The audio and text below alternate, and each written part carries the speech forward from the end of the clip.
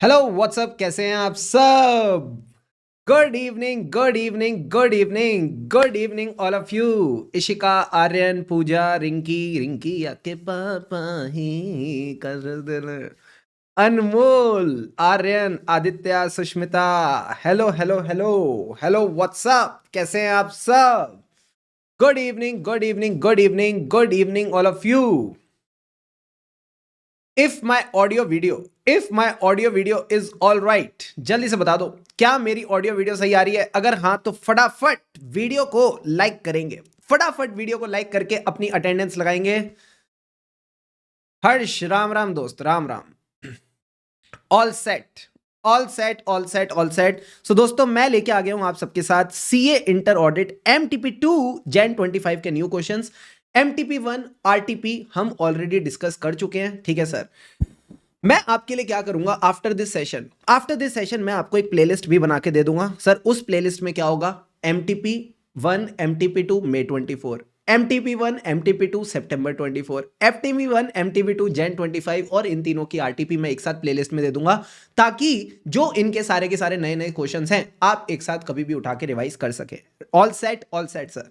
सबसे पहले हम स्टार्ट करेंगे किस सिनेरियो 1 के साथ। मैं बताऊं ना, बहुत ही प्यारी एमटीपी है, बहुत ही प्यारी एमटीपी है, बहुत ही मजेदार एमटीपी है। मुश्किल से एक आध नई चीज आपको इसमें मिलेगी, बाकी सारी चीजें आपकी रिवीजन ही कराएंगी और कुछ नहीं होगा। Awesome awesome sir. सारे के सारे बच्चे आ जाओ मेरे साथ, केस सिनेरियो 1 के साथ स्टार्ट करते हैं। सबसे पहले क्वेश्चन नंबर 1 ये कहता है, whether the audit team is correct, whether the audit team is correct in excluding the planned review of petty cash from the audit programme. इन्होंने कहीं ना कहीं ऑडिट प्रोग्राम से पैटी कैश को उड़ा दिया, तो क्या ये सही किया? तो एक बार इसके रिगार्डिंग फैक्ट्स में जो केस है सारे बच्चे मेरे साथ रीड करो, ठीक है सर। देखो क्या कहता है, ये कहता है, however however in his opinion planned review of petty cash was unnecessary. कहीं ना कहीं planned review of petty cash was unnecessary, petty cash की बात यहीं कर रखी है। Due to the company's policy of limiting the cash transaction. कहीं ना कहीं कंपनी में कैश ट्रांजेक्शन होते ही नहीं है, बहुत लिमिटेड होते हैं, तो इनको लगा कि कहीं ना कहीं हम इस पे रिव्यू प्रोसीजर्स नहीं करते, हम इस पे रिव्यू प्रोसीजर्स नहीं करते। There no need to do any review procedures on the petty cash. तो सारे बच्चे एक बात बताओ, किसी कंपनी में अगर कैश है ही नहीं या किसी कंपनी में बहुत ही लिमिटेड कैश है, तो क्या हमें उस पर टाइम लगाना चाहिए? Is there any need to put some time there? The answer is no. Common sense की बात है, हम इसको रिमूव कर सकते हैं। So what do you think, company is right और wrong? Sir the company is right, yes the company is right. तो नो वाले तो आंसर्स गलत हो गए, नो वाले तो आंसर्स गलत हो गए, यस यस वाले पकड़ते हैं। तो यस वाला पहला पॉइंट कहता है, अगर मैं बी पॉइंट देखूं, because the company's internal control and policy of limiting the cash transactions reduce the need for petty cash review in audit programme. ठीक है, लास्ट में कहता है, yes because the audit programme should only focus on the areas with high financial risk and petty cash is not a high risk area. मुझे एक बात बताओ, पेटी कैश हाई रिस्क एरिया होता है या नहीं होता? होता तो है, हाई रिस्क एरिया होता तो है, ये तो ये गलत बोल रहा है। बट क्योंकि कंपनी में कैश है ही नहीं, क्योंकि कंपनी लिमिट करती है कैश, इसीलिए हमने चेक नहीं किया। तो ऐसा मत बोल देना cash is not a risky area, सबसे रिस्की एरिया कैश ही होता है। तो आप ऐसा नहीं कह सकते cash is not a risky area. तो डी गलत है सर, डी गलत है, गंदा बंदा गलत बोल रहा है। So the right answer will be option B, कि कंपनी की पॉलिसी है कि कैश कम से कम रखनी है, तो फिर हमने उसके ऊपर ज्यादा देखा नहीं। ठीक है सर, अब आओ क्वेश्चन नंबर 2 पे। सारे के सारे बच्चे क्वेश्चन 2 देखेंगे। देखो क्या कहता है, whether the decision of auditor to send confirmation request to the creditor of the company as on 20th March 2024 justified। confirmation request के बारे में देखते हैं इन्होंने क्या दे रखा है। To verify the balance of trade payable, auditor decided to send external confirmation request to the creditors of company. These requests were made to verify the balances on 20th of March 2024, a date chosen deliberately to ensure the accuracy and completeness of liability free from any influence or prior knowledge of management. This approach was taken to maintain the integrity of confirmation process। सारे बच्चे मुझे एक बात बताओ, क्या मेरी जो confirmation की डेट होती है, क्या मेरी जो कंफर्मेशन की डेट होती है, वो मेरी डेट 31st मार्च ही होनी चाहिए, या it can be anything close to 31st of March? What do you people think? A it should be 31st March, B it can be close to 31st March. बताओ, A और B? 31st March, B it can be close to 31st March. देखते कौन कौन सही बताता है।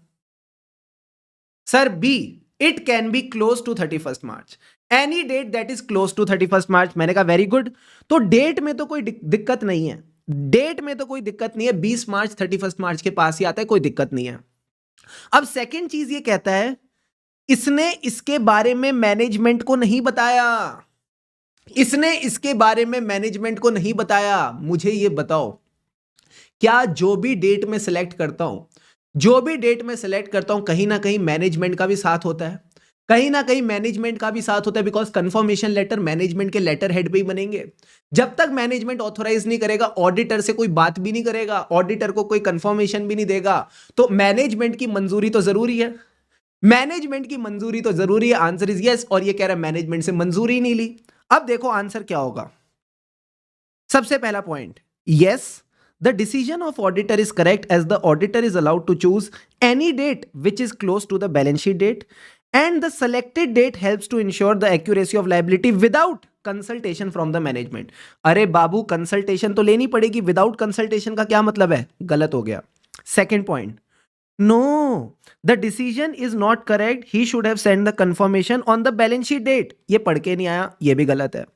Yes the decision is correct as auditor is allowed to choose any date which is close to balance sheet date, बिल्कुल सही, and the selected date should be decided in consultation with the management। C is the right answer, C is the right answer and D again गलत हो गया। अब जिन जिन बच्चों को C पहली बारी में चमक गया वेरी गुड, जिनको नहीं चमका audit of items of FS, audit of items of FS जैसी आप इसका कोई भी कंफर्मेशन वाला प्रोसीजर कर लो, चाहे आपने डेटर वाला प्रोसीजर कर रखा हो, चाहे आपने क्रेडिटर वाला प्रोसीजर कर रखा हो, सब में सेम पॉइंट्स ही दे रखे हैं कि जब भी आप कंफर्मेशन भेजोगे, सर आप कब भेजोगे, any date close to the balance sheet date and with the management consent आप वो डेट वगैरह सेलेक्ट करके चलोगे। क्लियर है बॉस, क्लियर है सर। ऑलरेडी इसकी 3 आवर्स की रिवीजन यूट्यूब पे अवेलेबल है, अच्छे से आप इसको कवर कर सकते हो। अब आओ क्वेश्चन 3 पे, विच of the following is not an appropriate procedure to verify the balance of Keshav and Amrit distributor। आओ देखो इसका केस क्या कहता है। ये कहता है हमने कई सारे ट्रेड पेबल्स को कंफर्मेशन भेजी, however it was noted that Messrs Keshav and Amrit distributor did not respond to the confirmation request। सारे बच्चे बताओ, अगर आपकी कंफर्मेशन रिक्वेस्ट का रिप्लाई नहीं आता तो क्या आप गिव अप कर दोगे? मैंने कहा नहीं, हम ऐसे केस में करते थे alternate audit procedures, we perform alternate audit procedure। तो आपको बस इतना बताना है इनमें से कौन सा alternate audit procedure नहीं हो सकता। चारों ऑप्शन मेरे साथ पढ़ो और लॉजिकली बताओ क्या alternate procedure नहीं हो सकता। ये कह रहा है इनके जो बैलेंस है इससे इंडिविजुअल ट्रांजैक्शन निकालो और इंडिविजुअल ट्रांजैक्शंस को अच्छे से चेक कर लो। मैंने कहा ठीक लग रहा है। दूसरी बात कह रहे पेमेंट चेक करो after the year end to the vendors, अगर पेमेंट हुई है तो पक्का बैलेंस रहा होगा, ये भी ठीक लग रहा है। अगला पॉइंट कहता है आप इनके बैलेंसेस को ट्रेस करो टू द ओरिजिनल इनवॉइसेस, जो भी आपने इनसे परचेजेस की थी उसके बेसिस पे बैलेंस बनाए, तो ये ठीक लग रहा है। एंड लास्ट में कह रहा है कि आप मैनेजमेंट से रिटर्न रिप्रेजेंटेशन ले लो कि जो बैलेंस है वो ठीक है। ये ठीक लग रहा है या काम चोरी लग रही है? सर ये काम चोरी है, ये ठीक नहीं, इसे काम चोरी कहते हैं। ऐसे तो मैं पूरे फाइनेंशियल स्टेटमेंट्स की रिटर्न रिप्रेजेंटेशन ले लूं, और शुभम सर ने सिखाया था written representation is a necessary evidence not a sufficient and appropriate evidence. So question 3 का जो राइट आंसर है that is question D, that is option D. Option D से काम नहीं हो पाएगा। क्लियर है बॉस, क्लियर है सर। अब आओ क्वेश्चन 4 पे, in the given case Is there any requirement for a separate disclosure of PPE revaluation? Sir PPE के रिवैल्यूएशन का सेपरेट डिस्क्लोजर कब होता है? जब भी PPE की रिवैल्यूएशन होती है 10% और मोर। अगर 10% और मोर का रिवैल्यूएशन होता है तो फिर हम उस पर सेपरेट डिस्क्लोज करते हैं। तो ये कह रहा है ड्यूरिंग द ईयर कंपनी का जो PPE था it was revalued resulting in a increase of 5%। मुझे बताओ क्या 5% में हम कोई अलग से डिस्क्लोजर देंगे? Do we need to give any additional disclosure? Answer is no, हमें कोई डिस्क्लोजर देने की जरूरत नहीं है। तो ये कहता है yes a separate disclosure is required, मैंने कहा बिल्कुल नहीं। बी कहता है yes separate disclosure is not required as the change is less than 10%, बिल्कुल सही है। सी कहता है yes a separate disclosure required, no. और लास्ट में कहता है no separate disclosure is not required unless the revaluation result in material change. Material change की बात नहीं होती, हमें चाहिए चेंज 10% और मोर। क्लियर है बॉस? क्लियर है सर। अब आ जाओ क्वेश्चन नंबर 5। इसका जवाब तो आप लोग मुझे दोगे। ऐसा ही सिमिलर क्वेश्चन हमने एमटीपी 1 में भी किया था। बताओ क्या ऑप्शन आएगा इसमें। What is your perspective on the management view regarding the audit requirement for a LLP? देखो ऑडिट रिक्वायरमेंट ऑफ एलएलपी के बारे में क्या बोल रहा है। कह रहा है due to the significant compliance burden companies considering कि हम एलएलपी बना लें। मैनेजमेंट को लगता है एलएलपी बन जाएगी तो बड़ा मजा आ जाएगा, कंपनी की फील भी मिलेगी, पार्टनरशिप की फील भी मिलेगी, plus this conversion will relieve them of mandatory audit requirement. कहता है एलएलपी बना देंगे तो ऑडिट नहीं कराना पड़ेगा। मैंने कहा ठीक है। अब इसके बारे में देखते क्या लिखा है। ये कहता है LLP is always required to get a audit done. बताओ ये सही लग रहा है क्या? Point B, LLP is always required to get an audit done if either the turnover is greater than 40 lakhs or the capital is greater than 25 lakhs. C option कहता है आपको ऑडिट कराना है if the turnover is greater than 25 lakh और the capital is greater than 40 lakh. And last में कहता है D, LLP audit तभी कराएगी जब दो कंडीशन फुलफिल होंगी। सर क्या? पहले तो capital will be greater than 25 lakhs and turnover will be greater than 40 lakh. बताओ, कम ऑन, टेल मी। किशोर कम से कम 2 से 3 रिवीजन करके जानी चाहिए ऑडिट के एग्जाम के लिए। वेनु, इशिका, फैक्टो दीपक, और बताओ बापू राव, सबने सही जवाब दिया sir. The right answer will be option D. The right answer will be option D. मैं फिर भी देख पा रहा हूं कुछ बच्चे बी की बात कर रहे हैं, कुछ बच्चे बी की बात करते हैं, तो आ जाओ मैं आपको दिखा देता हूं भाई साहब। लास्ट टाइम भी रिवाइज किया था बट अभी फिर से रिवाइज कराना पड़ रहा है। पता नहीं पढ़ते क्यों नहीं है, मेरे को भी नहीं समझ आता थोड़ा थोड़ा। कोई बात नहीं, करा देते हैं, क्या जा रहा है। एक बार आ जाओ, आपको ये वाला पार्ट भी अच्छे से रिवाइज करा देते हैं।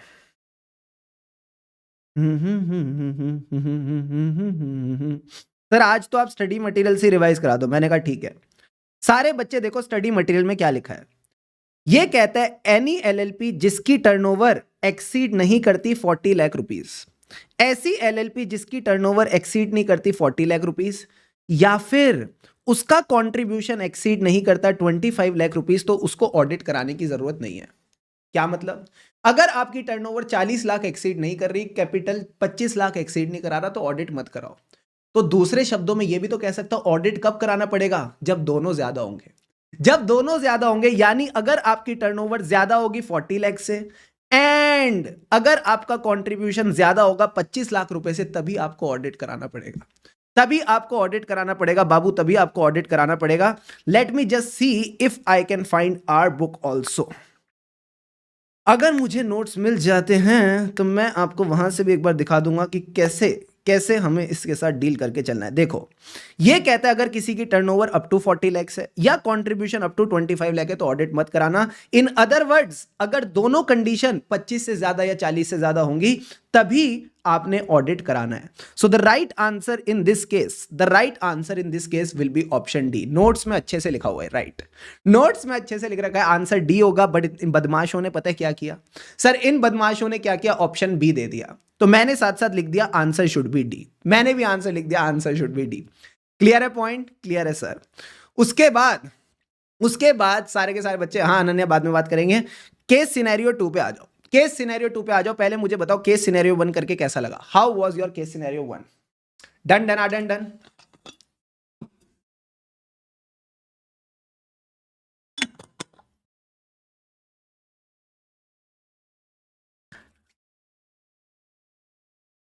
मजा आ गया सर, इजी पीजी, ग्रेट।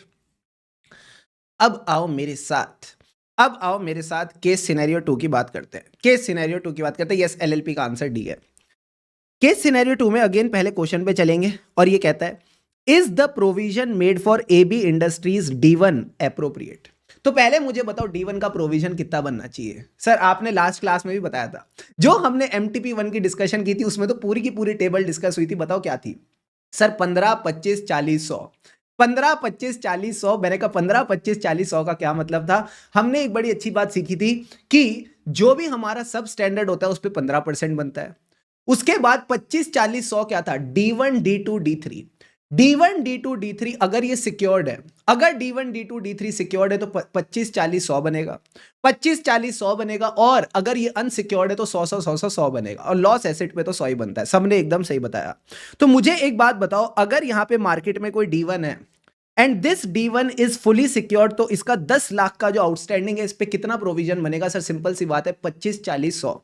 हम 10 लाख पे 25% मारेंगे और जैसे ही 10 पे 25% मारा, कितना बना? 5 नहीं सर, ये 2.5 लाख होना चाहिए था। 5 नहीं, ये 2.5 लाख होना चाहिए था। So the right answer will be 2.5 lakh. तो मुझे बताओ क्या ये अप्रोप्रिएट है? Answer is no, this is not appropriate. तो यस लेस वाले तो गलत हो गए। अब नो में भी आप बताओ क्या ये 40% होगा या 2.5 लाख होगा? सर 40% नहीं, 2.5 लाख होना चाहिए। It should B 2.5 lakh. So the right answer will B question 6 का सी आपका सही जवाब हो गया। अब आओ क्वेश्चन 7 पे। सर बैंक ऑडिट तो मस्त हो गया, एकदम मस्त स्कोरिंग है, झकास है। यस, पढ़ के आते तो सब झकास होता है। कंसीडरिंग द हाउसिंग लोन और कार लोन। ओ भाई, ये क्वेश्चन तो मैं करा करा के थक गया, तुम भी कर करके थक गए। अब तो आंख बंद करके कि भी कोई मेरे से पूछेगा ना तो मैं सिंपल एक ही जवाब दूंगा, both should be made NPA.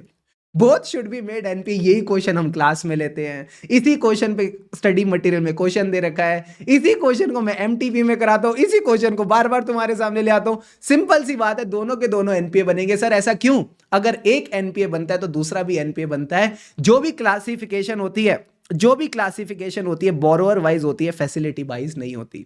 तो हम यहां पे अगर देखें एक बार, चलो फिर भी देख लेते हैं फॉर सेफ्टी। ये कहता है housing loan is over due for 120 days. क्या मैं बोल दूं it is more then 90 days? Yes, ये एनपीए हो गया। ये 60 डेज है तो क्या हो गया? ये भी एनपीए हो गया। सर ये एनपीए क्यों हो गया? ये एनपीए तो ये भी एनपीए। एक एनपीए तो उसका दूसरा भाई भी एनपीए। तो सिंपल सी बात है, both the housing and car loan will be made NPA based on asset classification. Got it sir. उसके बाद आता है question 8। What is the minimum provision for RS enterprise that is the D2 considered as fully secured? अब D2 में कितना था sir? D2 में था हमारे पास 15, तो सब स्टैंडर्ड में चला गया। 25 40 100, 25 40 100, तो 25 भी हो गया D1। अब बचा 40%। तो D2 पे हमारा 40% प्रोविजन बनना चाहिए। देखो क्या बनेगा, आ जाओ इधर। सर यहां पे D2 में दे रखा है 30 लाख। 30 लाख पे मैंने कितना परसेंट मारना है? 40%। अगर मैंने 30 पे 40% लगाया, 30 का 40% 30 लाख तो नहीं होता, 30 का 40% 30 लाख तो नहीं होता, ही होता है 12 लाख। इस पे 12 लाख का प्रोविजन बनना चाहिए। तो अब अगर आप यहां पे देखो, मुझे बताओ कितने का प्रोविजन बनेगा? 30 का 30 बनेगा, 15 बनेगा, 25 बनेगा? नहीं सर, 12 लाख बनेगा। अरे 12 लाख बनेगा ना, 12 लाख बनेगा। अब आओ क्वेश्चन 9 पे। क्वेश्चन 9 कहता है as regards the description of agricultural advance under KCC which of the following statement is more appropriate. ये कह रहा है कौन सा स्टेटमेंट अप्रोप्रिएट है। तो देखो एग्रीकल्चरल एडवांस के बारे में क्या लिखा है। कह रहे branch has provided a loan of 20 lakh rupees under Kisan credit scheme to a farmer for the cultivation of paddy. ये एक एग्रीकल्चरल एडवांस है जिसका हार्वेस्ट पीरियड है 3 से 4 महीने। There is no transaction in the account for last 90 days. 90 days से कोई पैसा नहीं आया। और कहता है ये स्टैंडर्ड एसेट है। सारे बच्चे जल्दी चैट बॉक्स में लिखो, स्टैंडर्ड एसेट नहीं, एनपीए बनाएंगे, क्योंकि सर ये ओवरड्यू हो गया 90 डेज से। जल्दी से सारे बच्चे लिखेंगे NPA NPA NPA NPA. Come on everyone, write in the chat box NPA. Anmol Singh ने बोला एनपीए, अशोक ने बोला एनपीए, और कौन है? अशोक नालायक, इसने अपना मैसेज वापस ले लिया। भरत ने बोला NPA, very good. Facts by HM ने बोला एनपीए, सक्षम ने बोला एनपीए। सबके सब नलायक, सबको पकड़ो, सबको पकड़ो और सबको वर्चुअली एक एक पढ़ना चाहिए। सर क्यों? क्योंकि ये सब नलायक हैं। अरे भाई, एग्रीकल्चरल एडवांस में 90 डेज होता था क्या? नहीं सर, वहां होती थी 2 ड्यूरेशन वाली क्रॉप्स। वहां होती थी 2 ड्यूरेशन वाली crops, short duration, long duration. Short duration crops कब ओवरड्यू होती थी, कब एनपीए बनती थी? When they were overdue for 2 crop season. मुझे बताओ इसका क्रॉप सीजन कितना बड़ा है? सर इसका क्रॉप सीजन है 3 से 4 महीने का। तो मैं बताऊं इसके केस में एनपीए नहीं बनेगा जब तक कि ये ओवरड्यू ना हो जाए, जब तक कि ये ओवरड्यू ना हो जाए 2 क्रॉप सीजन्स के लिए। बात समझ आ रही है? नहीं आ रही है? आ रही है सर। तो क्या 90 डेज से फर्क पड़ेगा क्या? तो क्या 90 डेज से फर्क पड़ेगा? मैंने कहा कोई फर्क नहीं पड़ेगा। स्टैंडर्ड एसेट एकदम सही है, ये स्टैंडर्ड एसेट एकदम सही है, कोई दिक्कत की बात नहीं है। So the right answer will B, क्या क्लासिफिकेशन प्रॉपर है? Answer is yes, classification is proper. तो ये कहता है इसने गलती कर दी, बिल्कुल गलत। सेकेंड पॉइंट कहता है classification is proper but since there is no transaction, तो आप इसको SMA बोल दो, हम ऐसे टाइम पास करते ही नहीं यहाँ पे। Classification made by the branch is proper, ये सही लग रहा है, और आखिरी में कह रहा है गलती कर दी, ये भी गलत। मजा आ गया? Deal done, deal done sir. अब सारे बच्चे पानी के 2 घूंट लगाओ और चैट बॉक्स पे को ready. Now we are going to do case scenario 3। Case scenario 3 के साथ स्टार्ट करेंगे, आ जाओ।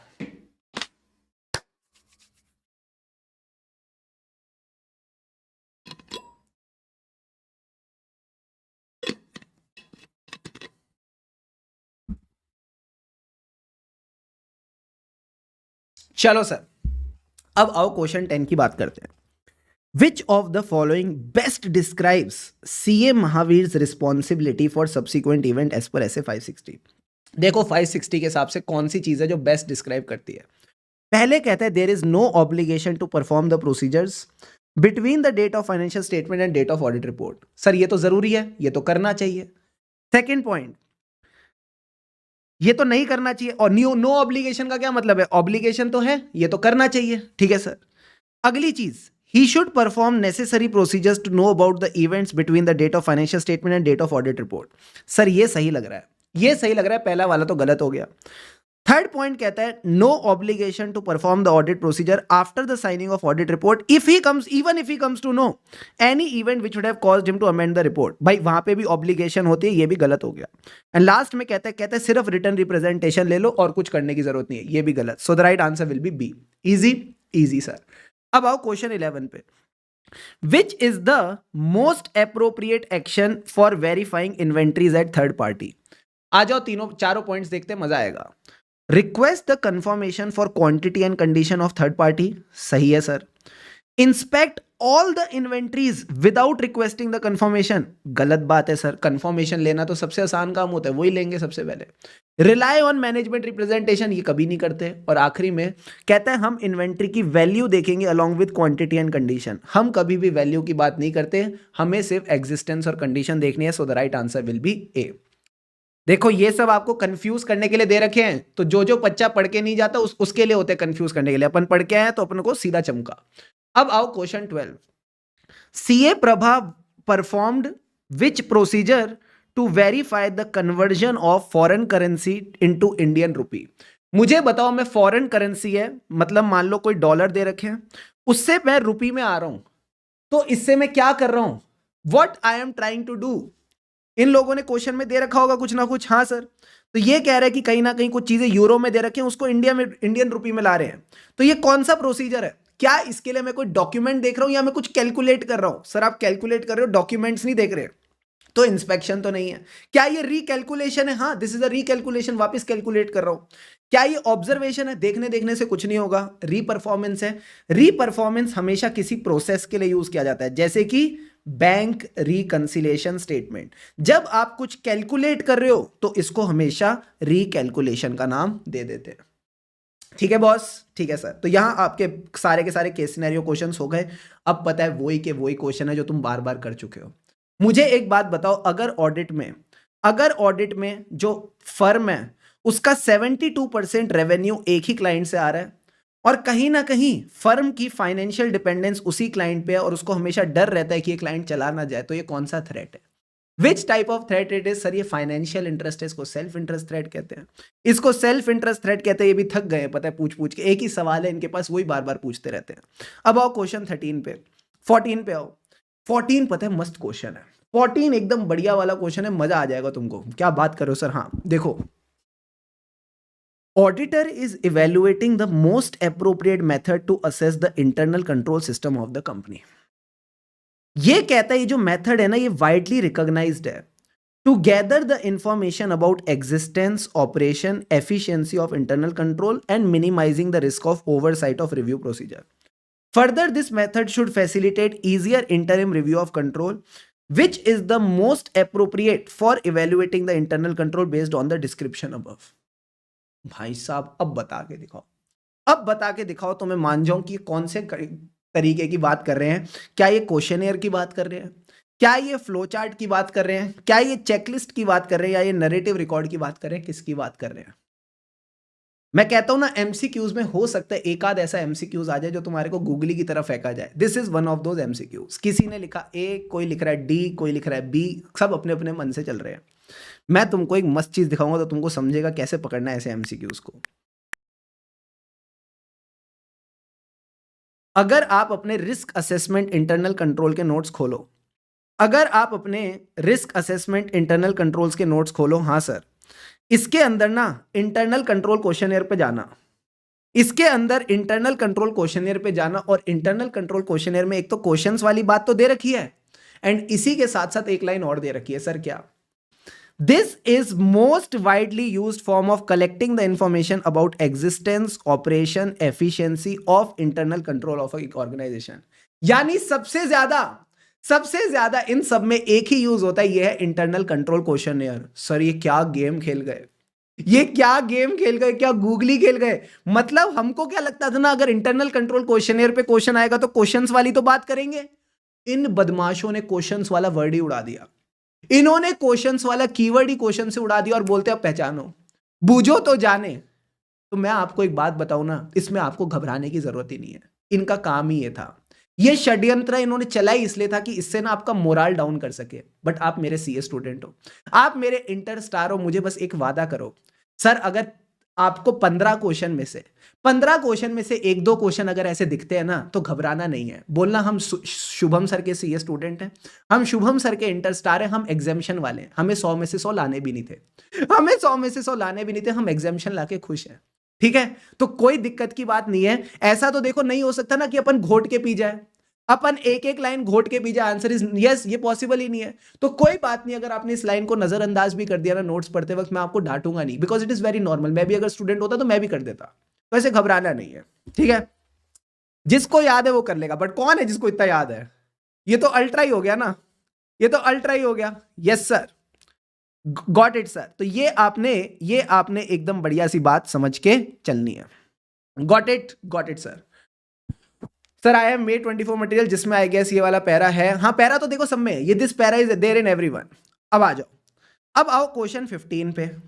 ये क्वेश्चन 15 भी बहुत बार किया हुआ है, ये गौरी वाला क्वेश्चन तो मुझे याद है स्टडी मटेरियल में भी मैं बहुत बार आपको करा चुका हूं। आप ही बता दो इसका answer. Gauri told her friend that she read a news report की company has misled the auditor by producing fabricated document. कहीं ना कहीं फैब्रिकेटेड डॉक्यूमेंट दे रखे हैं। फैब्रिकेटेड का मतलब है डॉक्यूमेंट में इधर उधर चीजें कर रखी है, 2 जीरो की जगह 3 जीरो लगा दी, ऐसा कुछ इनवॉइस में एग्रीमेंट्स में चेंजेस कर दिए। बताओ इनमें से सबसे ज्यादा अप्रोप्रिएट क्या है। सबसे पहला पॉइंट कहता है ऑडिटर को अपना काम प्रोफेशनल स्किल के साथ करना चाहिए। He is not a expert to check the genuineness of document. Management में हो सकता है ऐसे बुरे लोग हैं जो इससे फैब्रिकेटेड डॉक्यूमेंट दे दे। सर ये बात तो सही लग रही है। दूसरा कहता है it is wrong on the part of auditor. भाई क्या गलती है, ऑडिटर कोई ऑथेंटिकेशन थोड़ी चेक कर सकता है, ये उसके स्कोप के बाहर है। अगला पॉइंट कहता है management can not mislead the auditor. Management mislead कर सकता है, कोई बड़ी बात थोड़ी है, इट कैन। एंड लास्ट में कहता है wrong on the part of auditor, nothing is wrong, so the right answer will be option A. ये सेम क्वेश्चन आपके आईसीएस स्टडी मटेरियल का जो हमने क्वेश्चन बैंक में भी ऑलरेडी कवर कर रखा है। अब मुझे बताओ 15 एमसीक्यू मैंने आपको कराया, 15 एमसीक्यू मैंने आपको कराए, क्या एमसीक्यूज में 20 प्लस लाना मुश्किल है क्या एमसीक्यूज में 20 प्लस लाना मुश्किल है क्या? जल्दी से बता दो यस और नो, कम ऑन। मुश्किल से एक दो एमसीक्यूज रहेंगे थोड़े इधर उधर वाले थे, बाकी तो सारे सीधे साधे डायरेक्ट।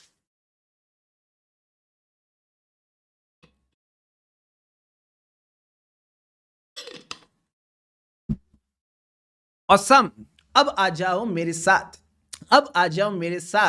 अब हम क्या करेंगे, मेरे साथ आ जाओ, डिस्क्रिप्टिव क्वेश्चंस करेंगे। Let's do the descriptive questions, मजा आ जाएगा। ऐसे आ जाए तो सर 26 28 भी लेंगे, शाबाश। अब आओ शेरा, आओ ना। क्वेश्चन 1 के साथ आ जाओ, audit documentation assembly of file. Sir क्या क्वेश्चन है, देखो सारे बच्चे मेरे साथ साथ रीड करेंगे। CA Tanuj the auditor of Kiran limited completed the audit work. इसने अपना काम कंप्लीट कर लिया और इशू कर the audit report on 18th of August 2024। किस ईयर की ऑडिट रिपोर्ट है? 31 March 24। During the final assembly of the audit file इसने डिस्कार्ड कर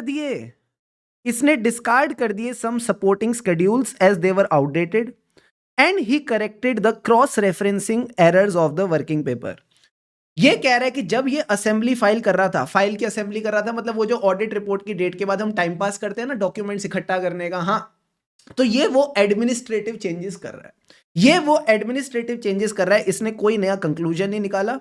and final audit file was assembled on 10th of October. मुझे बताओ कब तक हो जानी चाहिए थी, मुझे बताओ कब तक हो जानी चाहिए थी सर। अगर हम टाइमलाइंस लें, ऑडिट रिपोर्ट की डेट क्या थी सर? ऑडिट रिपोर्ट की डेट थी 18th ऑफ अगस्त। यहां से 60 डेज के अंदर अंदर, यहां से 60 डेज के अंदर अंदर हो जानी चाहिए थी। मैंने कहा बिल्कुल सही है। तो अगर मैं अगस्त की बात करूं तो 13 डेज तो अगस्त के हो गए, 30 डेज आपके पास सितंबर के हो गए, और सितंबर के बाद 31 डेज अक्टूबर के मिलते हैं। ज्यादा कर रहे हो सर, 43 और 17 डेज अक्टूबर के मिलते हैं, 17 डेज अक्टूबर के मिलते हैं, यानी 17 अक्टूबर तक तो हो जानी चाहिए थी, 17th ऑफ अक्टूबर तक हो जानी चाहिए थी। यस और नो? Yes sir. तो अगर मैं देखूं क्या इन्होंने टाइमली असेंबल कर ली? टाइमली असेंबल तो कर ली। अब एक बात और बताओ, जब ये असेंबली कर रहे थे, जब ये असेंबली कर रहे थे तो जो इन्होंने हरकतें करी है ये अलाउड है क्या? Are these changes allowed? क्या मैंने बोला था फाइल हम एक जगह स्टोर करते हैं जिसका नाम होता है एसएसडी। एसएसडी का क्या मतलब था? एसएसडी का मतलब है आप साइन ऑफ कर सकते हो, ठीक है सर। उसके अलावा मैंने आपको और चीजें बताई थी कि आप डिस्कार्ड कर सकते हो सुपरसीडेड डॉक्यूमेंटेशन को। Yes sir. फिर आप और क्या क्या कर सकते हो? डॉक्यूमेंट कर सकते हो जो प्रोसीजर ऑलरेडी परफॉर्म्ड है, जो एविडेंस ऑलरेडी कलेक्टेड है। यस और नो? सॉर्टिंग कर सकते हो। हाँ, एसएसडी स्क्वायर करके हमने पॉइंट्स याद करे थे। तो ये कहता है on the basis of essay on audit documentation यानी एसे 230 comment on the action of CA Tanuj. तो आपने कुछ नहीं करना, आपने कुछ नहीं करना। सबसे पहले तो कमेंट करना है टाइम लिमिट पे, जो मैंने अभी डिस्कस करी क्वेश्चन कराते वक्त, कि हमें असेंबली ऑफ फाइल कंप्लीट करनी है in with in 60 days of the audit report. और इसमें आप ये एडमिनिस्ट्रेटिव प्रोसेस है जिसमें आप ना तो कोई नया प्रोसीजर कर सकते हो ना कोई नया कंक्लूजन निकाल सकते हो। ठीक है sir, first part of the question तो हो गया। अब जो आप इसमें चेंजेस करोगे ना वो भी एडमिनिस्ट्रेटिव नेचर के होने चाहिए। एडमिनिस्ट्रेटिव नेचर के अगर आप चाहो तो वो चेंजेस लिख दो, मेरे हिसाब से लिख दो। आते हैं ना वो चारों पॉइंट्स, हाँ वो लिख दो, वो क्योंकि ऐसे हो सकता है अपनी मार्किंग स्कीम में डाल दे। तो जो सॉर्टिंग है, जो क्रॉस रेफरेंसिंग वगैरह है, डिलीटिंग दैट सुपरसीडेड डॉक्यूमेंटेशन है, उसके बाद डॉक्यूमेंटेशन और प्रोसीजर ऑलरेडी परफॉर्म्ड है, वो 3-4 पॉइंट्स आप लिख दो। ठीक है सर। एंड याद रखना आप इसमें से डिलीट और डिस्कार्ड नहीं करोगे documentation before the retention period. Retention period कितना होता है? वो भी 7 साल होता है। फिर आपने कुछ नहीं करना, फैक्ट्स ऑफ द केस है 2-3 लाइन अपनी लैंग्वेज में लिख देना क्वेश्चन से उतार के, और कंक्लूजन देना सीए तनुज ये डिसीजन कर सकता है, कोई दिक्कत की बात नहीं है, वो ये चेंजेस कर सकता है। मजा आ गया क्वेश्चन करके? जल्दी से बताओ, is the question 1 clear to all of you? Yes sir, very easy, very good conceptual question. अब आ जाओ क्वेश्चन नंबर 2 पे चलते हैं। अब आ जाओ क्वेश्चन नंबर 2 पे चलते हैं, और मैं बताऊं ना, यहां आप लोग सफल हो गए, यहां आप लोग सफल हो गए, सारे के सारे बच्चे सफल हो गए। जिस जिस बच्चे ने क्लास अटेंड करी है ना उसको मजा आ जाएगा क्वेश्चन करके। आ जाओ मेरे साथ, देखो क्या कहता है। Deepa limited initially requested an audit engagement. एक कंपनी है जिसका नाम है दीपा लिमिटेड।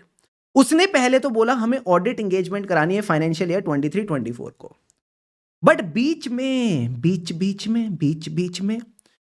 मैनेजमेंट कहता है कि हम आपको एविडेंस नहीं दे पाएंगे, हम आपको डॉक्यूमेंटेशन नहीं दे पाएंगे। किसको लेके? रिसीवेबल्स को लेके। हम आपको रिसीवेबल्स को लेके डॉक्यूमेंटेशन नहीं दे पाएंगे। तो कहता है कि क्योंकि हम आपको रिसीवेबल्स की डॉक्यूमेंटेशन नहीं दे पाएंगे तो आप ऐसा कर दो, ऑडिट को चेंज करके रिव्यू कर दो, ऑडिट को चेंज करके रिव्यू कर दो। बिकॉज इससे क्या होगा? इससे it will prevent a qualified opinion, इससे it will prevent a qualified opinion. तो अब आपको ऑडिटर को बताना है कि क्या ये जो चेंज है ये जस्टिफाइड है या नहीं। इज दिस चेंज जस्टिफाइड और नॉट? तो मुझे बस इतना बता दो कि जो मैनेजमेंट की रिक्वेस्ट है ये किन 3 रीजंस की वजह से आ सकती है। हेतु, अशोक, इशिका, सबने एकदम सही जवाब दिया सर, आरसीएम।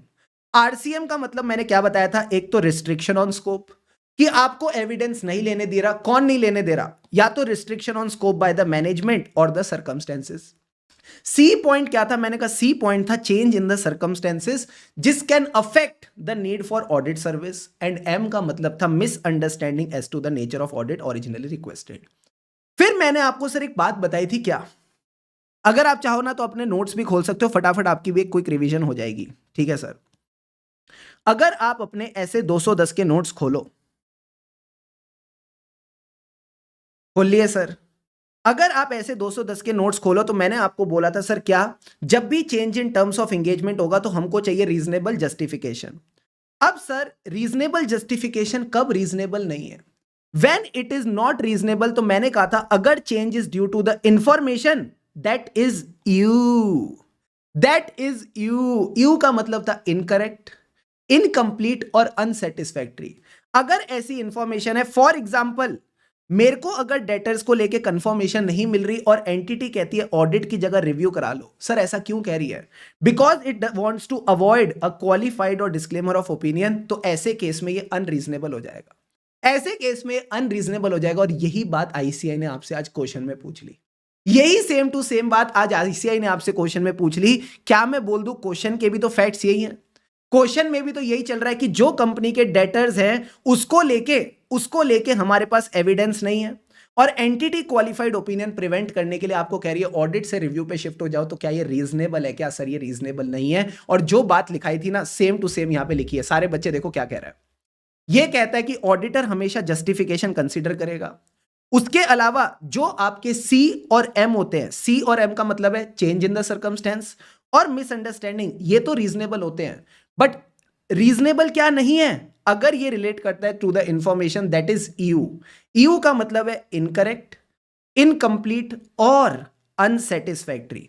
तो ऐसे केस में आप एग्जांपल वही दे सकते हो कि अगर आपको सफिशिएंट एंड अप्रोप्रिएट एविडेंस नहीं मिलता, किसको लेके? रिसीवेबल को लेके, और एंटिटी बोलती है बाबू आप ऑडिट की जगह रिव्यू कर दो टू अवॉइड अ क्वालिफाइड और डिस्क्लेमर ऑफ ओपिनियन, फिर आपने कंक्लूजन बस इतना देना है कि जो कंपनी की रिक्वेस्ट है उसको एक्सेप्ट मत करो, that is not reasonable.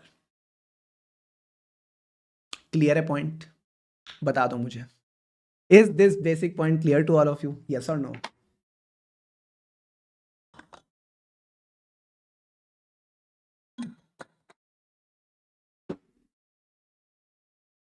Yes sir, crystal clear, awesome.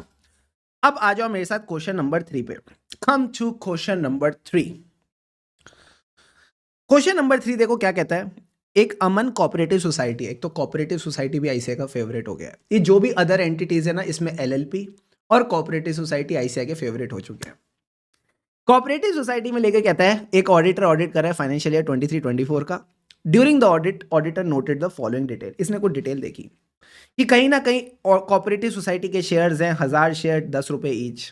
ठीक है सर, जो कोऑपरेटिव सोसाइटी का नेट प्रॉफिट है, net profit before compulsory transfer to reserve fund वो 10,000 रुपए है, after the transfer to reserve fund वो 8,000 रुपए है। अब इसने दो ट्रांजेक्शन कुछ लिखी हुई है और उस पर बोला आपको कमेंट करने के लिए। सर एक तो वैसे ही हम कोऑपरेटिव सोसाइटी नहीं पढ़ते, ऊपर से ही ऐसे एप्लीकेशन बेस्ड क्वेश्चन पूछेंगे तो हमको तो बच्चे से पढ़ना पड़ेगा ना। मैंने कहा पढ़ना पड़ेगा। Mister Dhairya a member of society holds 200 shares amounting to ₹2,000 from the previous year. ये कह रहा है कि सोसाइटी का मेंबर 200 शेयर होल्ड करता है जिसकी अमाउंट है 2,000 रुपए। तो मुझे बताओ इसके रिगार्डिंग हमने कोऑपरेटिव सोसाइटी में कोई प्रोविजन पढ़ा था? हाँ सर पढ़ा था। मैंने कहा क्या पढ़ा था? कि जो भी कोऑपरेटिव सोसाइटी का मेंबर है वो मैक्सिमम कितने शेयर होल्ड कर सकता है। सर क्या वहां पे कुछ 10% की लिमिट दे रखी थी? क्या वहां पे कुछ 10% की लिमिट दे रखी थी? फेस वैल्यू 1000 की लिमिट दे रखी थी? हाँ सर, कुछ हजार रुपए लिखा तो था, फेस वैल्यू भी नहीं लिखा था, बस ये लिखा था 1000 रुपए की लिमिट है। हाँ सर। तो अगर आप वो प्रोविजन देखो तो ये कहता है जहां पे भी कोई कोऑपरेटिव सोसाइटी है, liability of a member is limited and no member other than a registered society can hold the share capital maximum 20%। 10% भी नहीं थी, 20% है। भाई साहब हम 10% की बात भी नहीं करेंगे, किसकी बात करेंगे? 20% की बात करेंगे। ध्यान रखना 20%, 20% of the total number of shares और the value of shares up to ₹1,000। तो मुझे एक बात बताओ, यहां पे 20% शेयर कितने निकल के आएंगे? 1000 शेयर्स का अगर शुभम सर 20% करे तो कितना निकलता है? 200 शेयर।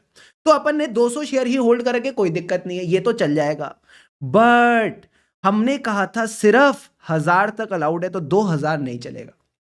1000 तक अलाउड है तो 2000 नहीं चलेगा। तो अगर आप यहां पे आंसर पढ़ो, ये कहता है in view of the aforesaid restriction Dhairya is allowed to hold maximum of 100 share. Sir ये 100 शेयर कैसे निकाले? 100 शेयर कैसे निकाले? बिकॉज एक शेयर की वैल्यू 10 रुपए है। एक शेयर की वैल्यू 10 रुपए, तो आप टोटल 1000 रुपए के शेयर होल्ड कर सकते हो। तो ये कहता है 100 × 10 आप सिर्फ 1000 रुपए के 100 शेयर होल्ड कर सकते हो। क्लियर है शेयर वाला पॉइंट? शेयर वाला पॉइंट तो क्लियर है सर, शेयर वाला पॉइंट तो क्लियर है। उसके बाद ये कहता है अगला point, upon verifying the societies borrowings, आपने देखा सोसाइटी की बोरोइंग्स को कि कोऑपरेटिव सोसाइटी ने एक्सेप्ट कर रखी है loan from mister Shivam which is a non member. कोई ऐसा बंदा है जो सोसाइटी का मेंबर नहीं है, उससे सोसाइटी ने लोन ले रखा है। और ऑडिटर ने देखा इस चीज को लेके कोई रिस्ट्रिक्शन नहीं है सोसाइटी के बायलॉज में। सोसाइटी के बायलॉज यानी जैसे कंपनी का आर्टिकल ऑफ एसोसिएशन होता है वैसे ही सोसाइटी के बायलॉज होते हैं। तो जब सोसाइटी के बायलॉज में कोई रिस्ट्रिक्शन ही नहीं है, if there is no restriction in the bylaws, तो फिर आप एक्सेप्ट कर लो, कोई दिक्कत की बात ही नहीं है। तो ये कहता है, इस सेक्शन को नहीं भी याद रखोगे तो चलेगा, मेन पॉइंट को याद रखो। A registered society can accept loans and deposit from the persons who are not the members subject to the restriction and limits of the bylaws of the society। और इसके लिए एज अ ऑडिटर आपको bylaws पढ़ने पड़ेंगे। तो यहां पे कहीं क्योंकि कोई रिस्ट्रिक्शन ही नहीं थी, तो जो लोन रिसीव किया दैट इज परमिसिबल। जो लोन आपने रिसीव किया दैट इज परमिसिबल। मैं आपको बता दूं, कोऑपरेटिव सोसाइटी की डिटेल रिवीजन वीडियो यूट्यूब पे अवेलेबल है। मुश्किल से 15 मिनट में, मुश्किल से 15 से 20 मिनट में मैंने पूरा का पूरा कोऑपरेटिव सोसाइटी आपको रिवाइज करा रखा है। अभी सितंबर 24 एग्जाम में भी आईसीए ने कोऑपरेटिव सोसाइटी पे क्वेश्चन पूछा, अभी एमटीपी में भी कोऑपरेटिव सोसाइटी पे क्वेश्चन पूछा। तो प्लीज कोऑपरेटिव सोसाइटी को निग्लेक्ट मत करना, इसके साथ कोऑपरेट करते हुए चलना। Deal done? जल्दी से बता दो, क्लियर है पॉइंट? क्लियर है सर। अब आ जाओ क्वेश्चन नंबर 4 पे। Everyone come to question number 4। पानी के 2 घूंट लगाओ और चैट बॉक्स पे लिखो रेडी। ड्राइव वाला चलेगा? हाँ, ड्राइव वाला सेम ही क्वेश्चन है, ड्राइव वाला सेम ही रिवीजन है जो यूट्यूब पे डाल रखा है, नो डिफरेंस इन दैट। आ जाओ।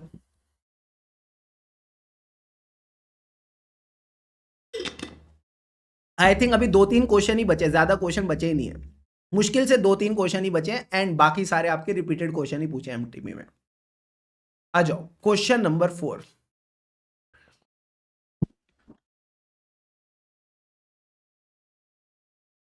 अब सर क्वेश्चन नंबर 4 पढ़ेंगे, देखो क्या कहता है। लास्ट लाइन पढ़ लो, उससे भी काम हो जाएगा। You are required to outline detailed audit procedure when you are auditing such inventories which at the time of observance are noted as damaged or obsolete। ये कह रहा है जो डैमेज्ड इन्वेंट्री होती है, ऑब्सोलीट इन्वेंट्री होती है, इसके केस में आप बताओ क्या डिटेल्ड ऑडिट प्रोसीजर कर सकते हो। इसके केस में आप क्या डिटेल्ड ऑडिट प्रोसीजर कर सकते हो। तो सबसे पहले कहता है जो भी आपको लगता है कोई ऑब्सोलीट आइटम है, ऑब्सोलीट मतलब मार्केट में बिक नहीं रहा, डैमेज्ड है मतलब बिक रहा है बट आपका खुद के पड़े पड़े इन्वेंट्री खराब हो चुकी है, स्लो मूविंग है, अगेन कोई खरीद नहीं रहा, ऑब्सोलीट है तो ऑब्वियसली बात है स्लो मूविंग होगा। तो ऐसे केस में ना सबसे पहले आप इसकी रियलाइजेबल वैल्यू देख लो। सर रियलाइजेबल वैल्यू क्यों? क्योंकि अब ये भंगाड़ के दाम में बिकेगा, अब ये स्क्रैप की तरह ही बिकेगा, मार्केट में तो कोई खरीद ही नहीं रहा, तो जो इसकी रियलाइजेबल वैल्यू उसी पे अपन इसको रिकॉर्ड करके चलेंगे। And carefully examine the valuation of obsolete and damaged inventory. तो मैंने क्या किया, सबसे पहले फॉलोअप किया मैनेजमेंट से। मुझे इसके बारे में पता कैसे चला? मैनेजमेंट से फॉलोअप करके। मैंने मैनेजमेंट से पूछा कौन से ऑब्सोलीट इन्वेंट्री है, कौन सी डैमेज्ड इन्वेंट्री है, और इनकी रियलाइजेबल वैल्यू देख ली। ठीक है सर। फिर मेरे को एक बात बताओ, जो हमारी स्लो मूविंग इन्वेंट्री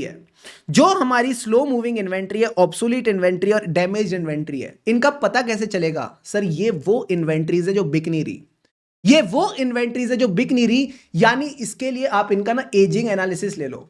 जैसे डेटर का होता है ना एजिंग एनालिसिस, किसने इतने टाइम तक पेमेंट नहीं दी, हाँ सर, इन्वेंट्री का भी एजिंग एनालिसिस होता है, इतने टाइम तक इन्वेंट्री बिकी नहीं। तो मैंने क्या करा, इन इन्वेंट्रीज को आइडेंटिफाई करने के लिए क्या किया, इनसे इन्वेंट्री का एजिंग स्प्लिट ले लिया, और जो जो इन्वेंट्री मुझे लग रहा था ना बिक नहीं रही, उसके लिए मैंने फिर फॉलोअप कर लिया। क्या ये 2 बेसिक पॉइंट्स क्लियर है? क्लियर है सर। अब जब आपको ये इन्वेंट्रीज पकड़ में आ गई है, एक तो आपने फॉलोअप किया, एक आपने इनकी एजिंग ले ली, अब आप क्या कर सकते हो, ये तीनों वाले 3-4 प्रोसीजर कर सकते हो। सर क्या? सबसे पहले जो इनकी रिकॉर्डेड कॉस्ट है उसको रिप्लेसमेंट कॉस्ट से कंपेयर करो। अगर लगता है रिकॉर्डेड कॉस्ट ज्यादा रिप्लेसमेंट कॉस्ट कम है तो रिप्लेसमेंट कॉस्ट पे ले आएंगे। ठीक है सर। उसके अलावा जो भी वेंडर्स की प्राइस लिस्ट है, जिनसे भी आपने माल वगैरह खरीद रखा है, उसको देखो, ये देखने के लिए कि क्या recorded cost is less then the current price. तो क्या मैं ऐसा बोल दूं, जो आपकी रिकॉर्डेड कॉस्ट है ये आपने कहां से देखी? सर वेंडर की प्राइस लिस्ट से देखी। पहले 2 पॉइंट्स कनेक्ट हो गए। ठीक है सर। अब एक बात और बताओ, एक हो गया मैंने इन्वेंट्री की एजिंग स्प्लिट ले ली, दूसरा तरीका क्या है ये पता करने का, इन्वेंट्री नहीं बिक रही, सर इन्वेंट्री टर्नओवर रेशियो। अगर एंटिटी का इन्वेंट्री टर्नओवर रेशियो ज्यादा है, अगर एंटिटी का इन्वेंट्री टर्नओवर रेशियो ज्यादा है, इसका मतलब इन्वेंट्री बिक रही है। सारे बच्चे जल्दी से चैट बॉक्स में बोलो यस सर। हाँ बोलो ना यस। अगर इन्वेंट्री टर्नओवर रेशियो ज्यादा है तो मतलब इन्वेंट्री फटाफट बिक रही है।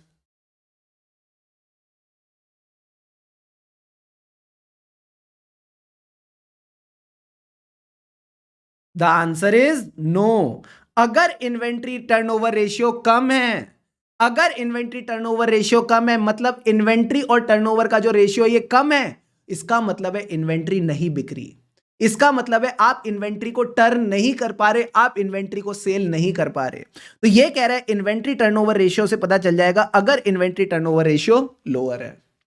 गेटिंग द पॉइंट और नॉट? Yes sir. तो मैंने कहा सबसे पहले आप पुरानी इन्वेंट्री को पहचानो। पुरानी इन्वेंट्री को पहचानने के लिए क्या करेंगे? फॉलोअप करेंगे। फॉलोअप के बाद मैंने दो एनालिसिस करे। जल्दी से बताओ दो एनालिसिस कौन से करे? एजिंग स्प्लिट चेक किया, इन्वेंट्री टर्नओवर रेशियो किया। कम ऑन, मैं जो यहां पे छोटे छोटे डायग्राम बना रहा हूं आप भी बना सकते हो।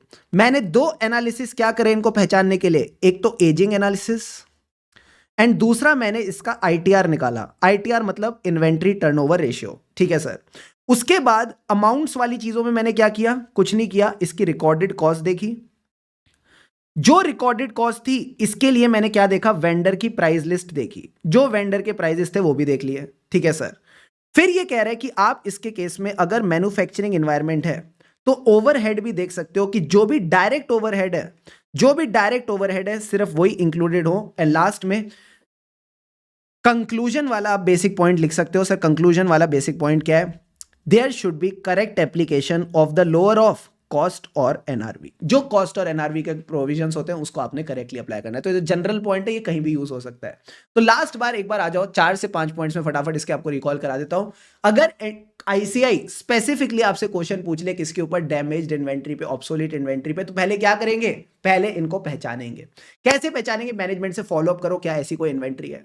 फिर दो एनालिसिस करो। बताओ दो एनालिसिस क्या थे? सर एजिंग एनालिसिस, जो पुरानी इन्वेंट्री है बिक नहीं रही उससे पता चलेगा कौन कौन सी पुरानी इन्वेंट्री है। अगर एजिंग एनालिसिस भी अवेलेबल नहीं है तो क्या निकाला? आईटीआर। आईटीआर मतलब इन्वेंट्री टर्नओवर रेशियो। अगर इन्वेंट्री टर्नओवर रेशियो लोअर है इसका मतलब इन्वेंट्री नहीं बिक रही। जब इन्वेंट्री मिल गई इनकी कॉस्ट निकालो, कॉस्ट और रिप्लेसमेंट कॉस्ट निकालो। हो सकता है कॉस्ट ज्यादा हो तो रिप्लेसमेंट कॉस्ट पे रिकॉर्ड होगा। अब कॉस्ट कैसे पता लगेगा? किसी वेंडर से खरीदी थी तो वेंडर की प्राइसेस ले लो। और लास्ट में मैंने कहा बेसिक कॉस्ट और NRV whichever is lower. Cost और NRV whichever is lower. अब मुझे बताओ कोई दिक्कत है क्या? अरे कोई दिक्कत है क्या? नहीं सर। मैं आपको एक बात बताऊं? हाँ सर। ये वाले पॉइंट्स हमने ऑलरेडी कवर कर रखे हैं नोट्स में भी और audit of items of FS के क्वेश्चन बैंक में भी। जो मैंने आपको पूरे के पूरे 8 सेशंस करा रखे audit of items of FS के यूट्यूब पे, उसमें ऑलरेडी ये पॉइंट्स कवर है जब मैं फिनिश गुड्स की वैल्यूएशन की बात करता हूं। फिर सर आपने ये क्वेश्चन क्यों कराया जब ये ऑलरेडी वहां पे कवर्ड था? क्योंकि आईसीएआई ने पहली बार डैमेज्ड और ऑब्सोलीट से अलग से क्वेश्चन पूछा है। तो जब आप फिनिश्ड गुड्स की वैल्यूएशन कर रहे हो आपका दिमाग खुला हुआ होना चाहिए कि यार हाँ सिर्फ ऑब्सोलीट और सिर्फ डैमेज पे भी क्वेश्चन आ सकता है। तो मुझे इसमें 3-4 बातें ध्यान रखनी है। क्लियर है पॉइंट? क्लियर है सर। डन डनाडन डन। अब आ जाओ लास्ट में क्वेश्चन नंबर 5। पानी के 2 घूंट लगाएंगे और चैट बॉक्स पे लिखो ready. Let's do the question 5। ये है एक ऐसा क्वेश्चन जहां मुझे लगता है आईसीएआई ने कुछ छोटी छोटी नई नई प्यारी प्यारी बात की है, 1-2 लाइन वाली। आ जाओ।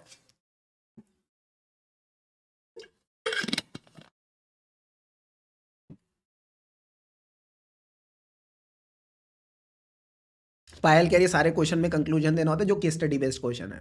कल को आपसे कोई पूछे इज पायल राइट और रॉन्ग तो आप बोलोगे पायल इज राइट और रॉन्ग, जो भी क्वेश्चन के चीजें हैं। Got it? Audit of items FS जितना आपकी बुक में उतना किया, लर्न किया, चल जाएगा। तो पूरा ही तो कवर्ड है, उसमें कुछ छोड़ा थोड़ी है। Everything is properly covered.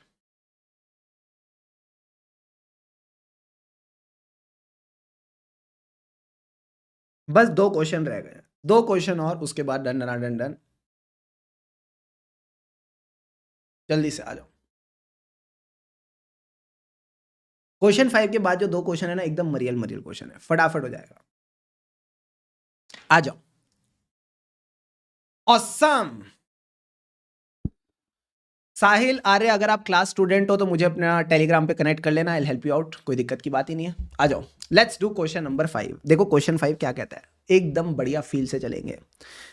ये कहता है कोई सीए कविता है, कोई सीए कविता है, who is the auditor of Healthify limited while assessing the potential risk of material misstatement relating to litigation. उसको लगता है कोई पॉसिबल लीगल क्लेम हो सकता है, कोई पॉसिबल लीगल क्लेम हो सकता है जो फाइनेंशियल स्टेटमेंट को अफेक्ट करे। मुझे बताओ लीगल क्लेम फाइनेंशियल स्टेटमेंट को कैसे अफेक्ट कर सकता है? सिंपल सी बात है, अगर कोई भी लीगल केस रहेगा तो या तो उसका प्रोविजन बनाना पड़ेगा या कंटिजेंट लायबिलिटी बनानी पड़ेगी। इसने क्या किया, एक जनरल इंक्वायरी लेटर दे दिया, इसने एक जनरल इंक्वायरी लेटर दे दिया एक्सटर्नल लीगल काउंसिल को कि भाई मेरे को थोड़ी क्लैरिफिकेशन चाहिए। जो कंपनी है मोहित एंड कंपनी, जो एक्सटर्नल लीगल काउंसिल था, उसने इन्फॉर्म किया कि हमारे जो प्रोफेशनल रूल्स हैं वो प्रोहिबिट करते हैं from responding to these general inquiries, कि हम ऐसे जनरल इंक्वायरीज वगैरह से रिस्पॉन्ड नहीं कर सकते। तो ये कह रहा है guide CA Kavita, what is the other option available to obtain necessary information for audit. इसके पास क्या ऑप्शन अवेलेबल फॉर ऑडिट? पहले तो अपन ये देखते हैं हमने इसके बारे में क्या क्या पढ़ रखा है, उसके बेसिस पे पूरा आंसर फ्रेम करेंगे। ठीक है सर, सबसे पहले तो आ जाओ 501 के नोट्स पे। Everyone open your 501 notes, open करे सर। अगर मैं 501 के नोट्स ओपन करता हूं ना, तो सबसे पहले इसमें लिखा हुआ है सर क्या, पहले तो हमें बेसिक प्रोसीजर्स ही करने हैं। पहले तो हमें वही बेसिक प्रोसीजर्स करने हैं कि मैनेजमेंट से इंक्वायरी, मैनेजमेंट के साइड में कोई इंटरनल लीगल काउंसिल बैठा है उससे इंक्वायरी, दोनों से बात करके बोर हो गए तो रीड करेंगे minutes of the meeting, correspondence with the legal council, और बेसिक चीज मत भूल जाना, लीगल एक्सपेंस अकाउंट। क्या इनसे रिलेटेड कोई बात कर रखी है? मैंने कहा नहीं, इससे रिलेटेड तो कोई बात ही नहीं कर रखी।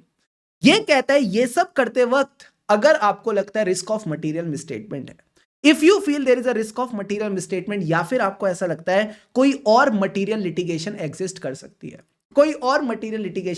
सकती है, तो आप क्या करोगे ना, डायरेक्ट कम्युनिकेशन करोगे with the external legal council. फिर ऐसे केस में आप डायरेक्ट कम्युनिकेशन कर सकते हो, बट अगर लगता है एक्सटर्नल लीगल काउंसिल जवाब नहीं दे रहा या मैनेजमेंट अलाउ नहीं कर रही, तो फिर आप ऑल्टरनेट ऑडिट प्रोसीजर करोगे। क्या ये बेसिक सी बात क्लियर है? Is this basic point clear to all of you? Yes sir. Plus मैंने आपको जो अडेंडम दिया था, उसमें मैंने 501 के 3 पॉइंट्स दिए थे सर। क्या कि जब भी हम कोई स्पेसिफिक इंक्वायरी भेजेंगे, अच्छा एक बात बताओ, मैंने यहां पे जब आपको लिखा था लेटर ऑफ इंक्वायरी, क्या यहां पे जनरल इंक्वायरी लिखा है या स्पेसिफिक इंक्वायरी? जल्दी से बताओ। अगर आप अपने नोट्स के पीछे जाते हो तो वहां पे आपको एक छोटा सा टॉपिक मिलता है अडेंडम करके, वहां पे मुझे एक बात बताओ, क्या स्पेसिफिक इंक्वायरी लिखा है जनरल इंक्वायरी? सर लिखा है स्पेसिफिक इंक्वायरी। जब आपने क्वेश्चन रीड किया तो वहां लिखा था जनरल इंक्वायरी, भाई साहब देखो खेल कहां रहे हैं। तो सर हम जनरल नहीं स्पेसिफिक इंक्वायरी भेजते हैं, और ये स्पेसिफिक इंक्वायरी में 3 चीजें पूछते हैं। मैंने पता है इस टॉपिक को आपके अडेंडम में भी इसीलिए ऐड किया था क्योंकि कहीं ना कहीं May 24 में आईसीएनएस के बारे में 3 नंबर का क्वेश्चन पूछा था, ज्यादा नहीं 3 नंबर का। अब इस 3 नंबर के क्वेश्चन में इन्होंने पूछा क्या क्या चीजें आप इस लेटर में पूछ सकते हो। तो बड़ी सिंपल सी बात है, सीधी सादी, ध्यान से समझना, ये एग्जाम में रिपीट होगा, समझ लेना। इससे कहीं ना कहीं मिलता जुलता क्वेश्चन एग्जाम में रिपीट हो सकता है, ध्यान से समझना। तो सबसे पहले हम क्या बोलते हैं, इसको बोलते हैं हमको लिस्ट दे दे, हमको एक लिस्ट दे दे एंटिटी के खिलाफ क्या क्या केसेस चल रहे हैं। ठीक है सर, मुझे बताओ लिस्ट का क्या करेंगे? सर लिस्ट का हमको देखना है फाइनेंशियल इंपैक्ट, क्या ये जो लिटिगेशन है इसका प्रोविजन बनेगा या कंटिजेंट लायबिलिटी। ठीक है सर, तो were available the management assessment of the outcome of each of the litigation and claims and its financial estimate, its financial implication and the cost involve.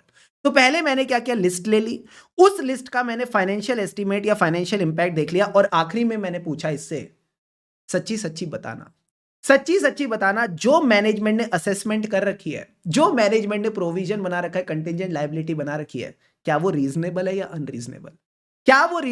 Unreasonable, या फिर अगर इसको लगता है मैनेजमेंट की जो लिस्ट है इनकम्प्लीट और इनएक्यूरेट है, तो तू हमको फर्दर इंफॉर्मेशन दे दे। तो 3 चीजें आएंगी, सारे बच्चे जल्दी से मुझे रिकॉल कराओ। सर क्या? सबसे पहले लिस्ट ले ली, उस लिस्ट का हमने फाइनेंशियल इंपैक्ट ले लिया, और आखिरी में बोला सच्ची सच्ची बताना। आखिरी में हमने इसको बोला सच्ची सच्ची बताना। सर सच्ची सच्ची क्या बताना? जो मैनेजमेंट ने प्रोविजन बना रखे, जो कंटिजेंट लायबिलिटी बना रखी है, वो रीजनेबल है या नहीं। अब सारे बच्चे देखो इस आंसर की फ्रेमिंग कैसे करी है, एकदम ब्यूटीफुल क्वेश्चन बनाया आईसीआई ने। देखो अब इस आंसर की फ्रेमिंग कैसे, जो बातें कॉन्सेप्ट में पढ़ाई है ना, सेम टू सेम वही लिखनी है। देखो क्या कहता है, अगर ऑडिटर को लगता है रोमम है या फिर अगर ऑडिटर को लगता है बाकी कोई लिटिगेशन और क्लेम हो सकती है तो वो डायरेक्ट कम्युनिकेशन करेगा। क्या ये बात अपन ने ऑलरेडी कवर कर रखी है? कर रखी है सर। तो सबसे पहले बेसिक आ जाएगा कि हम कम्युनिकेशन करते क्यों हैं? क्योंकि हमको लगता है रोमम है या हमको लगता है कोई और लिटिगेशन होगी। तो सबसे पहले जवाब आ गया, क्यों करेंगे कम्युनिकेशन। फिर ये कहते हैं कि अगर आप लेटर ऑफ इंक्वायरी यूज कर भी रहे हो, अगर आप लेटर ऑफ इंक्वायरी यूज कर भी रहे हो और वो जवाब नहीं दे रहा, तो आप ऑल्टरनेट प्रोसीजर करना, एकदम फ्लो में चलना। ठीक है सर। फिर ये कह रहा है कि अगर वो जनरल इंक्वायरी का जवाब नहीं देगा तो स्पेसिफिक इंक्वायरी की बात करेंगे। और स्पेसिफिक इंक्वायरी में क्या तीन चीजें आती है, अभी अभी मैंने आपको बताई, लिस्ट, उस लिस्ट का आउटकम और फाइनेंशियल एस्टीमेट, और फिर आपने बताना है जो मैनेजमेंट ने एस्टीमेट बना रखा है क्या वो रीजनेबल है या नहीं, इज दैट रीजनेबल और नॉट। सारे बच्चे दिल पे हाथ रख के बताओ, क्या क्वेश्चन नंबर 5 करके मजा आ गया? गुड क्वेश्चन और not? Please tell me.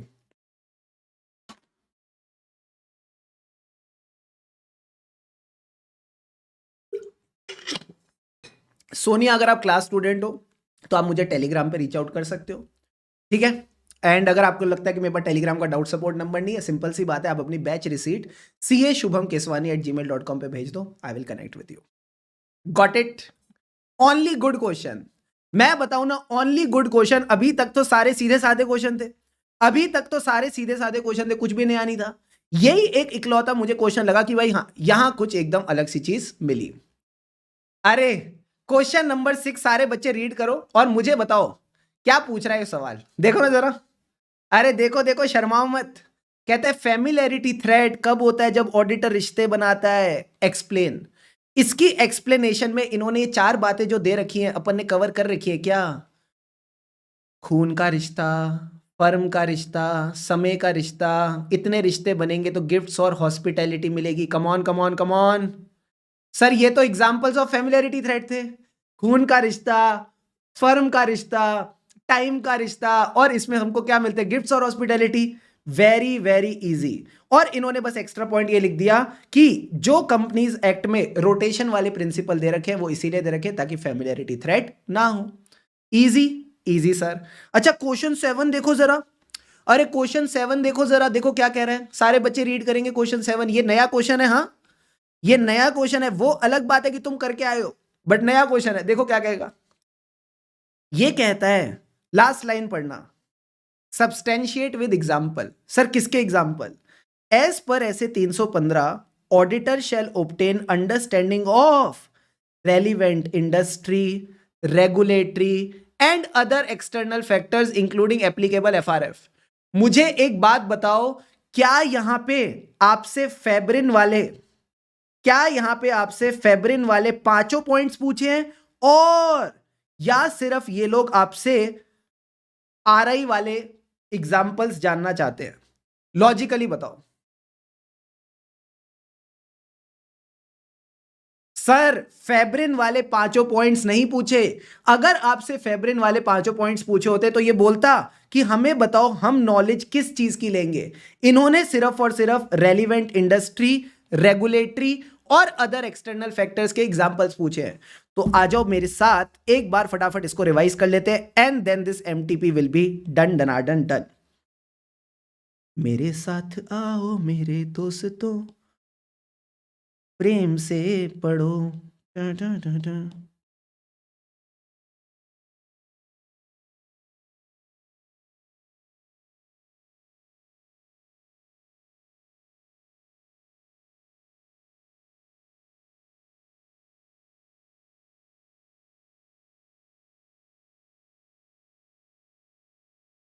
Audit report के पाथ ही पढ़ाया था मेरे को जितना याद है। Yes sir.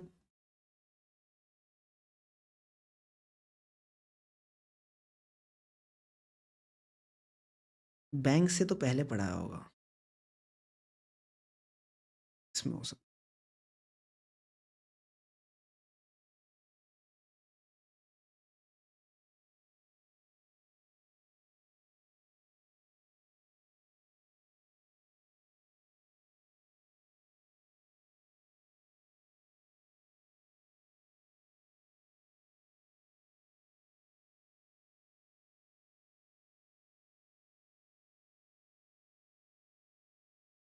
जल्दी से आओ, जल्दी से आओ, जल्दी से आओ। बैंक ऑडिट के बाद पढ़ाया था क्या?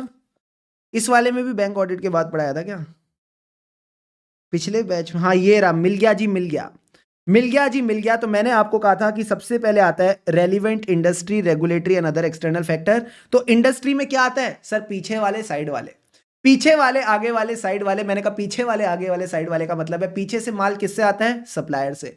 आगे किसको जाता है? कस्टमर को। साइड में कौन होते हैं? मेरे कॉम्पिटिटर। और साथ साथ हमें टेक्नोलॉजी को ध्यान रखना है। तो ये एग्जाम्पल आपने यहाँ पे लिख के चलने हैं।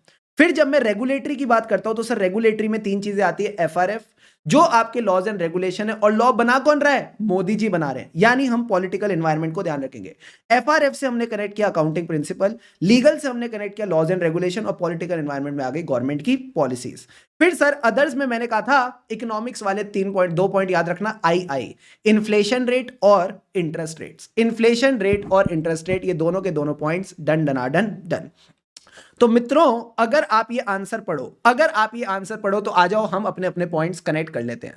सबसे पहले अगर मैं इंडस्ट्री की बात करूं तो पीछे वाले, आगे वाले, पीछे वाला सप्लायर, आगे वाले कस्टमर, साथ में मेरा कंपटीशन और टेक्नोलॉजी। यही बात इन्होंने 2 बार 3 बार यहां पे लिख दी, ठीक है सर। फिर आता है रेगुलेटरी इन्वायरमेंट। रेगुलेटरी इन्वायरमेंट में कौन से रेगुलेशंस की बात की थी? सबसे पहले फाइनेंशियल स्टेटमेंट वाले, जिसको बोलते हैं एफआरएफ। एफआरएफ से कनेक्ट हुआ अकाउंटिंग प्रिंसिपल्स, ठीक है सर। उसके अलावा जो भी आपके ऊपर लेजिस्लेशंस और रेगुलेशंस लगते हैं। फिर आएगा लीगल एंड पॉलिटिकल एनवायरनमेंट, जिसमें गवर्नमेंट की पॉलिसीज और टैक्सेशन कवर हो गए। Done done done done done sir. आखिरी में आता है अदर एक्सटर्नल फैक्टर्स, जिसमें मैंने कहा था आई ध्यान रखना, इंटरेस्ट रेट्स और इन्फ्लेशन। तो मुझे लगता है इतने एग्जांपल्स काफी हैं। That is more than enough. Please tell me everyone, MTP2, अरे बाबू MTP2 1025 डन डनाडन डन। बता दो मित्रों।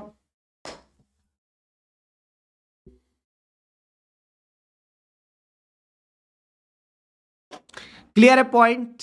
क्लियर है सर। MTP2 इजी थी, MTP2 इजी थी, कोई दिक्कत की बात नहीं। यस आरुष, आप पॉइंटर्स लिखोगे कोई दिक्कत की बात नहीं, चलेगा। सेम पॉइंट्स मैंने आपको दिखा दिए। That's all for today, that's all for right now. यूं ही खुशी खुशी मुल्ला अगर पढ़ते रहे, खुशी से पढ़ेंगे तभी आगे बढ़ेंगे। लगे रहो मित्रों, लगे रहो यार। इतनी मेहनत तो तुम करते हो, क्लास तुमने तमीज से कर ली, रिविजन्स तुम तमीज से अब कर ही रहे हो, MTP भी तुमको दोनों मैंने सॉल्व करा दी, RTP भी साथ में सॉल्व कर ली। और क्या मांगता है? पास होने के लिए सिर्फ 40 और 50 मांगता है। और थोड़ी सी अगर हल्की सी मेहनत अच्छे से कर ली, थोड़ी अगर क्वालिटी वाली मेहनत कर ली, तो 60 आने से कोई नहीं रोक सकता। अपने घर का एड्रेस रेडी रखो, 60+ वाला फ्रेम आने वाला है और मजा आने वाला है। तो wishing you the best for the coming exams. I am sure you will do really really well.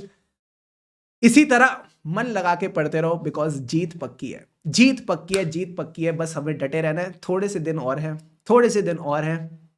रात को टाइम से सो, सुबह टाइम से उठो, डिसिप्लिन के साथ आगे बढ़ते रहो, and I am sure you will achieve your targets. जल्दी सीए फाइनल आने वाला है, उसके लिए ढंग से पढ़ो और सब बढ़िया होगा। हमें राई ऑडिट के फिर मिलेंगे चलते चलते। Have an awesome time ahead. See you all in the coming day. चलो टेक केयर, लगे रहो।